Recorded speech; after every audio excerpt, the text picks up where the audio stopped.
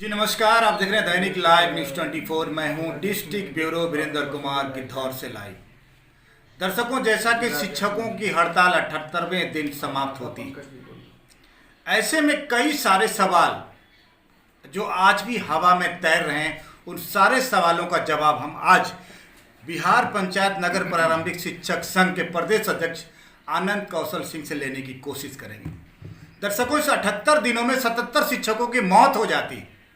इन 77 शिक्षकों के परिजनों का क्या हाल होगा? आखिर क्या सरकार उनको मुआवजा देगी या संघ उसके लिए कौन सी रणनीति तय करेगा? आखिर कौन सी जरूरत आन पड़े कि इस लॉकडाउन की परिस्थिति में शिक्षकों को हड़ताल समाप्त करना पड़ा? बहुत सारी बातें हैं जो मैं आनंद कौशल से बात करके आपको बताने की कोशिश करूंगा, क्योंकि ये 75 शिक्षक जो डेथ कर गए, 2 शिक्षक कोरोना से डेथ कर गए, उन 77 शिक्षकों के परिजनों का क्या हाल होगा? क्या वो 77 परिजन जो है उनको सरकार कोई मुआवजा देगी? क्या उनके परिजन को नौकरी मिलेगी?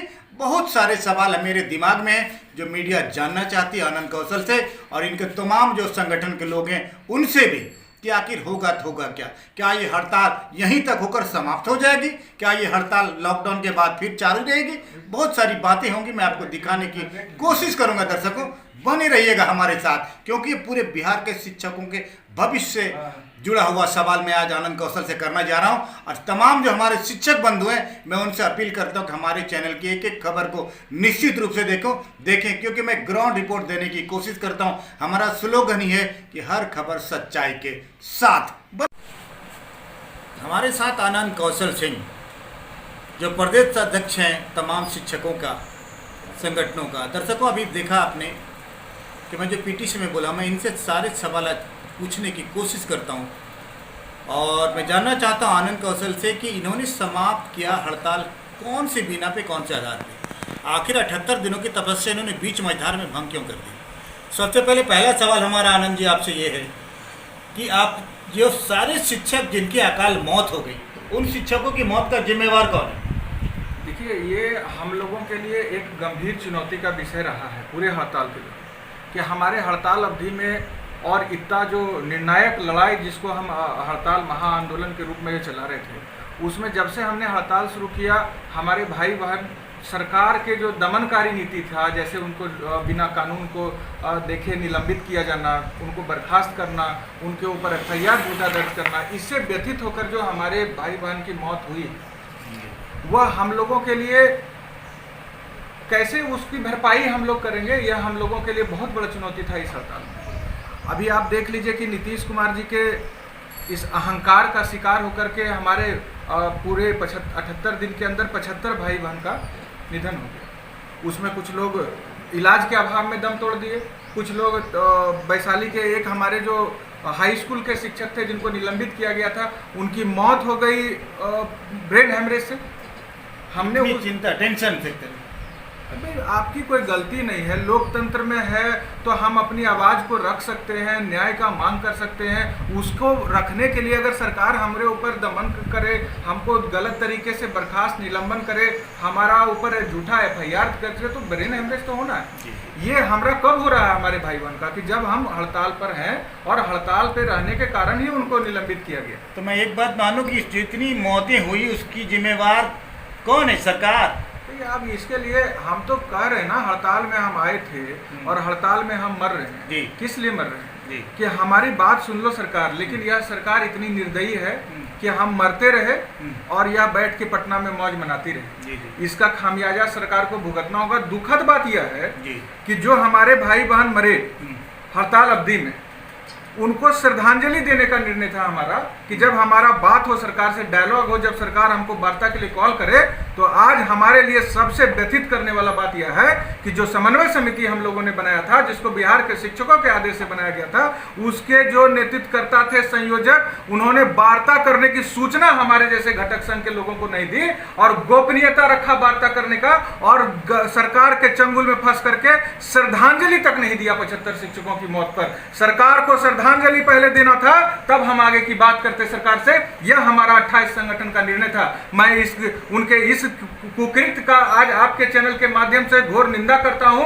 और हम बात जब भी पिछड़ा सरकार से करेंगे तो इनको श्रद्धांजलि पहले देंगे, तब आगे बढ़ेंगे, क्योंकि उनकी मौत ही हमारे हड़ताल को यहां तक पहुंचाया था। उन्होंने शहादत दिया है, तब 78 दिन तक शिक्षक इस हौसले के साथ डटे रहे। लेकिन आज वार्ता के लिए कॉल किया जाता है, आप बिना घटक संघ के हमारे जैसे लोग को सूचना नहीं देते हैं कि वार्ता के लिए कॉल आया है, हमारे से सुझाव नहीं लेते हैं। हमारा सुझाव था यह कि वार्ता में हम जाएंगे, तो आप जाइए। हम जमुई में लॉकडाउन में, आज आप हमारे घर पर आए हैं, देख रहे हैं कि सरकार जो लॉकडाउन में हमारे जंजीर जकड़ दिया है पैर हाथ में, उसके चलते हम घर में फंसे हैं। और पटना में जो लोग बैठे हैं वो हड़ताल को बर्बाद कर दिए। हमारे हड़ताल पर वार्ता हुई तो हमारे 75 भाई बहन के लिए सरकार से 2 लाइन श्रद्धांजलि का नहीं दिलवा पाया। उस लेटर में होना चाहिए कि बिहार सरकार श्रद्धांजलि व्यक्त करती है, 25 लाख मुआवजा देगी या वचन देती है, और जब सकारात्मक आगे वार्ता होगा साफ सुथरी मांग पर, तब इनके सरकारी नौकरी का भी प्रावधान करेगी, या उसमें अंकित होना चाहिए था। नहीं तो हम श्रद्धांजलि कैसे देंगे। एक और सवाल आनंद जी, कई शिक्षकों ने जो हड़ताल पे गए थे वो आवेदन देकर हड़ताल पर नहीं गए थे, लेकिन अभी योगदान के लिए जिला शिक्षा पदाधिकारी, प्रखंड शिक्षा पदाधिकारी आवेदन के साथ कह रहा कि ज्वाइनिंग लेंगे। ये कैसे होगा? क्योंकि कई शिक्षक अभी भी मुंगेर में हैं, कई शिक्षक फंसे हुए हैं, कई शिक्षक आउट ऑफ बिहार हैं जो लॉकडाउन, उन लोगों का योगदान कैसे होगा? विभाग इसके लिए क्या विचार करेगा, या फिर आप लोगों की क्या रणनीति है? देखिए, हम लोगों का है बहुत दुखद है स्थिति। वही बात बता रहे हैं कि अगर हम जान पर खेल करके 11 महीना इस समन्वय समिति के बैनर के नीचे संघर्ष चला, और उस 11 महीना में 78 दिन हड़ताल चला। जितनी ताकत शरीर में थी वह पूरी ताकत हम लोगों ने झोंक दिया।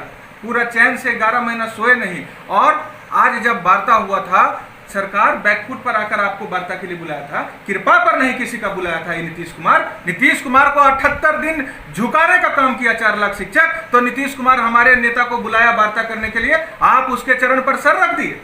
आपने हड़ताल से वापस आने का जब लिखित उसको घोषणा कर दिया, तो यह क्यों नहीं तय करवाया कि हमारे जो लॉकडाउन है, कोरोना महामारी का जो एक्ट लागू है, महामारी एक्ट, उसमें हमारा भाई जो किसी दूसरे जिला में, किसी दूसरे राज्य में फंसा है, वह कैसे योगदान करेगा? वह प्रावधान करवाना चाहिए था उस समझौता पत्र में कि व्हाट्सएप के माध्यम से योगदान होगा, या सबका सामूहिक योगदान स्वीकृत किया जाएगा। जिस तरह से आपका सवाल सही है, आपका सवाल तीखा है मेरे लिए, लेकिन सही है। इसलिए सही है कि हमने सामूहिक रूप से लिख के ब्लॉक में दिया था, हमने सामूहिक रूप से लिख के जिला में दिया था समिति के पैड पर, हमने सामूहिक रूप से लिख करके पटना में दिया था समिति के पैड पर। वह होना चाहिए कि इसी सामूहिक तरह से इनका लिया जाए आवेदन, और स्वीकार कर लिया जाए सामूहिक क्या कह रहे थे, योगदान सामूहिक योगदान स्वीकृत कराना चाहिए था उनको। संयोजक महोदय जो वार्ता किया, अपने पत्र को दे करके वहीं से कि पूरे राज्य के 48 शिक्षकों का, एक 48 शिक्षकों का डेटा आर.के. महाजन के पास है, तो वहां से आप समझौता कर लेते कि ये जो डेटा आपके पास है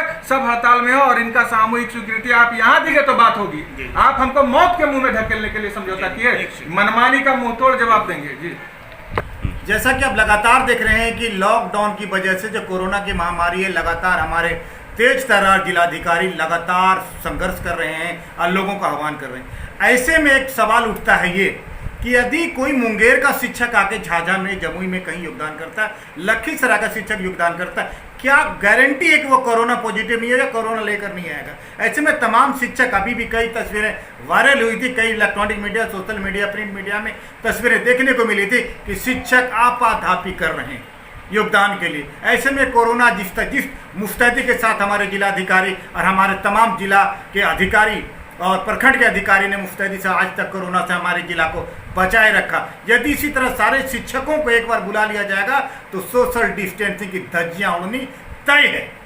और बताते चलूं, जो मेहनत हमारे प्रशासन के लोगों ने किया है, उनकी जो मेहनत है, उन मेहनत पर पानी फिर जाएगा। यदि ऐसा होता है कि अगर सामूहिक ही योगदान ले लिया जाए तो निश्चित रूप से तमाम शिक्षक जो कोरोना संक्रमित भी हो सकते हैं, हमारे तमाम शिक्षकों की जान बचते हुए साथ साथ कई कर्मचारियों की जान भी बच सकती है। दैनिक लाइव न्यूज़ 24 के लिए गिद्धौर से आनंद कौशल के साथ वीरेंद्र कुमार की बहुत ही खास रिपोर्ट।